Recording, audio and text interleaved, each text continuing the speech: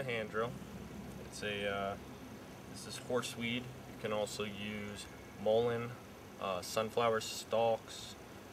You can even use blackberry stalks if you dethorn them. I've heard it works. I've never used it. Use cattail stalks, willow, elderberry. There's a variety of different material you want. You want it straight, and you want the end that's going to be creating friction to be about the size of your pinky. This is the hearth. This is cedar. This is white cedar, eastern white cedar. You do not want to use the heartwood. It's too hard. We have a little bit of heartwood right here, but it's not enough where it's not going to let us create fire by friction. And a good way to check is to press your nail into the wood, and if it leaves a small indentation, it's probably a good wood to try. For this, you can use cottonwood, sycamore, sassafras, obviously cedar, tulip poplar. There's a variety of woods you can use. I like the cedar and I like the horseweed because it gives me a coal every time I've used it, even when conditions weren't that well. For this technique, all you do, I'll be showing you how to properly set up or sit for the hand drill, but just to show you real quick, you have your notch right here cut. You don't want to cut it as you did with the bow drill because this hole is quite a bit smaller, so you want to use just the rock, saw back and forth, and you want it to be about between an 1/8 and a 1/4 slice of the entire hole, and almost halfway into the hole. For the hand drill, I like to start the hole just a little bit with my hand drill, and then I cut my notch real quick, and then I'm ready to go. So for this technique, all you do, start at the top, hands together, rub back and forth.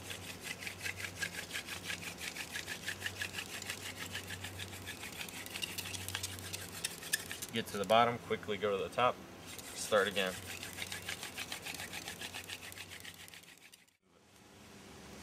There's a couple different ways you can sit or stand with the hand drill. First way, which is what I use, place my foot on it and then just work my way down. It's a very simple way. The next way you can do is almost like you're doing the bow drill, and start like this and work your way down. This way is good because it gives you a lot of pressure, and depending on the type of wood you're using, you may need more pressure than speed, so that might be a good technique. The third way is if you just take a stick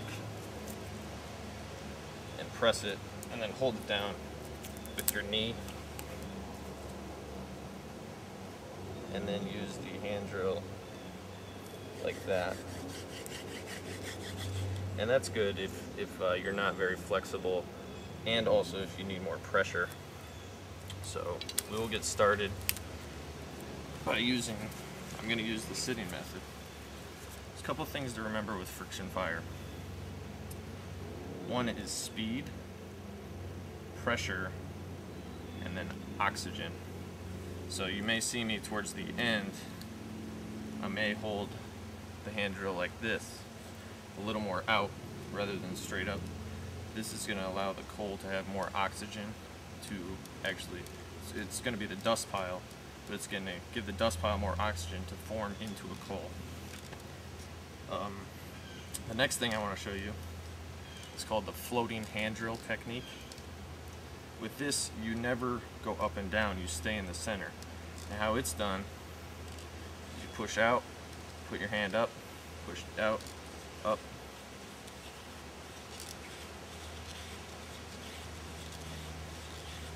And this is a good way to warm the set. I don't particularly like it. It could be I'm not very fluid with it. But I find that if I use the hand drill regularly, like you'll see, it works better for me.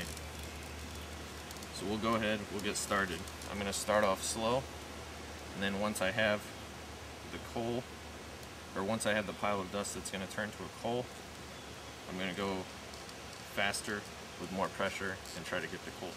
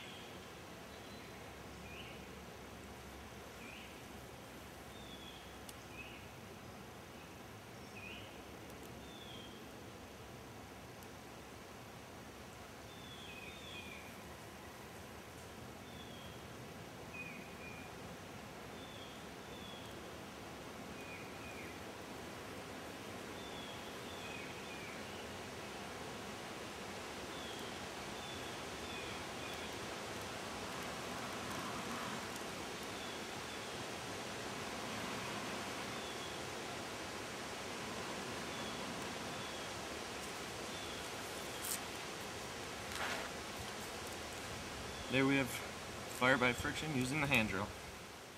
Only took